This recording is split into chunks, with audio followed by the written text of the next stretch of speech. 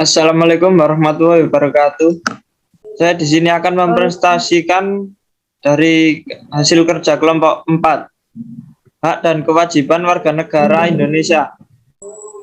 Dengan anggota kelompok 4, 1. Muhammad Al-Farizi, 2. Davin Hardiansyah, 3. Maulana Hussein, 4. Bintang Karisma, 5. Salsa Febi Indah.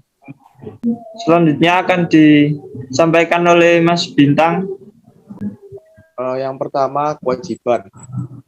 Kewajiban adalah sesuatu yang diwajibkan, sesuatu yang harus dilaksanakan, keharusan.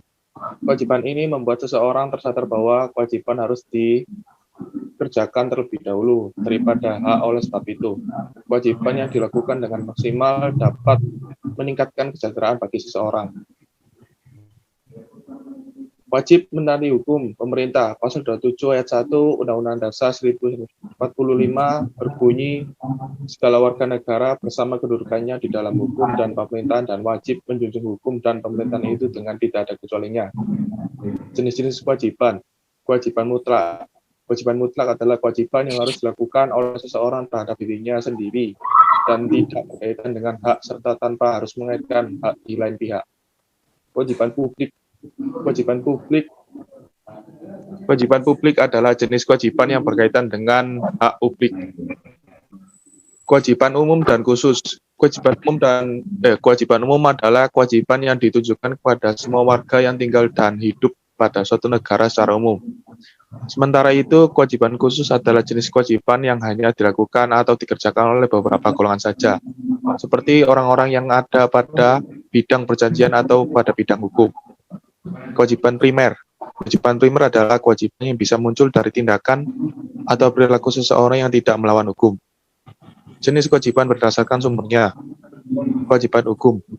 Kewajiban hukum adalah kewajiban yang harus ditaati serta jika tidak dilakukan maka akan diberikan sanksi hukum yang berlaku pada suatu negara. Selanjutnya, kewajiban moral.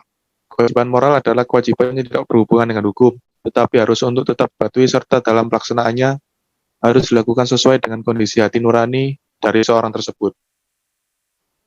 Contoh kewajiban. Yang pertama, ada kewajiban dalam lingkungan masyarakat. Kedua, kewajiban dalam lingkungan rumah.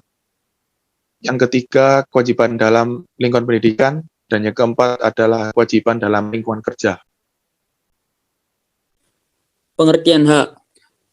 Hak merupakan segala sesuatu yang wajib didapatkan oleh setiap orang yang sudah berada semenjak lahir, bahkan sebelum lahir.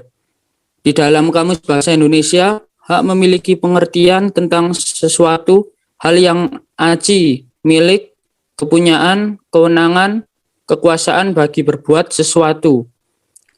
Karena sudah dipastikan oleh undang-undang, aturan, dan sebagainya. Kekuasaan yang aci atas sesuatu atau bagi menuntut sesuatu, derajat atau martabat. Hak hukum adalah hak yang menjelaskan bahwa setiap manusia memiliki kedudukan yang sama di depan hukum dan pemerintahan, serta timbul karena adanya jaminan undang-undang dan peraturan di bawah undang-undang. Contoh hak asasi hukum yaitu yang pertama, hak mendapatkan perlakuan yang sama dalam hukum dan pemerintahan. Yang kedua, hak untuk menjadi pegawai negeri sipil atau PNS. Yang ketiga, hak dalam mendapatkan dan memiliki pembelaan hukum pada peradilan. Yang keempat, hak mendapat layanan dan perlindungan hukum. Hak asasi sosial. Hak asasi sosial yaitu hak yang menghubungkan dengan kehidupan masyarakat secara umum. Adapun contoh-contoh hak asasi sosial sebagai berikut. Yang pertama, hak untuk menentukan, memilih, dan mendapatkan pendidikan. Yang kedua, hak untuk mendapatkan pengajaran. Yang ketiga, hak untuk memperoleh jaminan sosial. Yang keempat, hak untuk berkomunikasi. Hak khusus dan hak umum. Hak khusus dalam suatu relasi komunikasi selang beberapa manusia atau karena fungsi khusus yang memiliki orang satu terhadap orang lain. Contoh, jika kita meminjam 10.000 dari orang lain dengan kontrak akan aku kembalikan dalam 2 hari. Maka orang lain mendapatkan hak untuk mempunyai yang dipunyai orang lain. Hak umum dipunyai manusia bukan karena hubungan atau fungsi tertentu, melainkan semata-mata karena ia manusia. Hak ini dimiliki oleh seluruh umat manusia tanpa kecuali. Di dalam negara kita, Indonesia ini dikata dengan hak asasi manusia. Adapun hak legal dan hak moral. Hak legal merupakan hak yang didasarkan atas hukum dalam salah satu bentuk. Hak legal ini banyak bercakap tentang hukum atau sosial. Contoh kasus mengeluarkan peraturan bahwa veteran perang memperoleh tunjangan setiap bulan. Maka setiap veteran yang sudah memenuhi syarat yang dipastikan berhak bagi mendapat tunjangan tersebut. Untuk kedua yaitu hak moral, merupakan didasarkan atas prinsip atau peraturan etis saja. Hak moral lebih bersifat solidarisasi atau individu. Contoh kasus, jika seseorang majikan memberikan gaji yang rendah kepada wanita yang memainkan pekerjaan di perusahaannya, padahal prestasi kerjanya sama dengan pria yang bekerja di perusahaannya. Dengan demikian, majikan ini melaksanakan hak legal yang dipunyainya, tetapi dengan melanggar hak moral para wanita yang memainkan pekerjaan di perusahaannya. Dari contoh ini jelas sudah bahwa hak legal tidak sama dengan hak moral.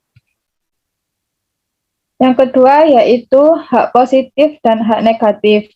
Hak negatif merupakan suatu hak bersifat negatif. Jika aku bebas sama sekali bagi memainkan sesuatu atau memiliki sesuatu dalam guna orang lain tidak boleh menghindari aku bagi memainkan atau memiliki hal itu. Contoh, hak atas kehidupan, hak mengemukakan argumen. Untuk yang kedua yaitu hak positif merupakan suatu hak bersifat positif.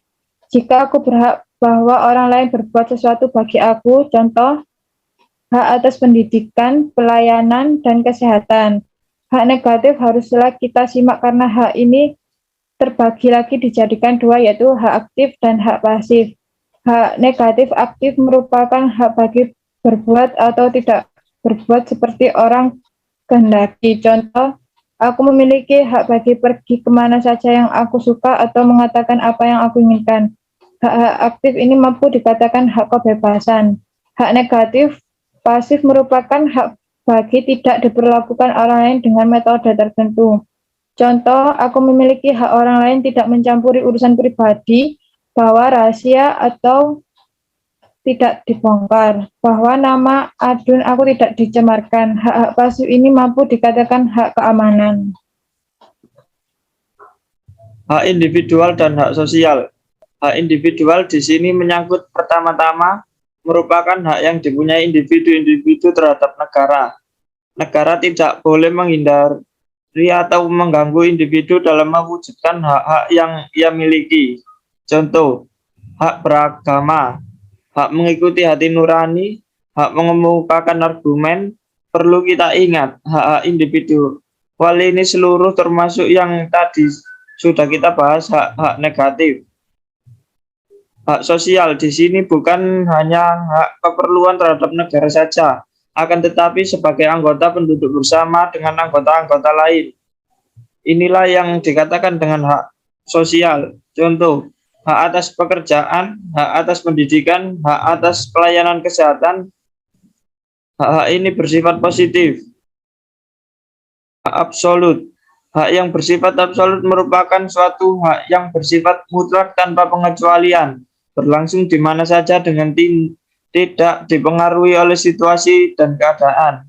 Salah satu contoh lain merupakan penduduk masyarakat yang mendapat tugas membela tanah air dalam keadaan perang.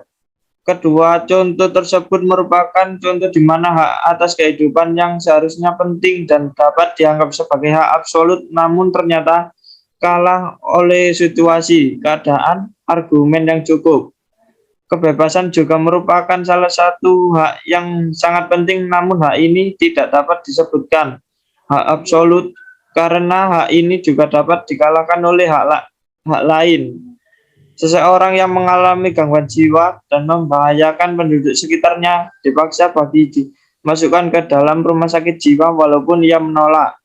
kebebasan yang dipunyai orang tersebut merupakannya, namun hak tersebut habis kalah oleh hak penduduk yang merasa terancam jiwanya. Sekian presentasi dari kelompok kami. Apabila ada kesalahan, mohon maaf. Saya akhiri. Wassalamualaikum warahmatullahi wabarakatuh. Waalaikumsalam warahmatullahi wabarakatuh.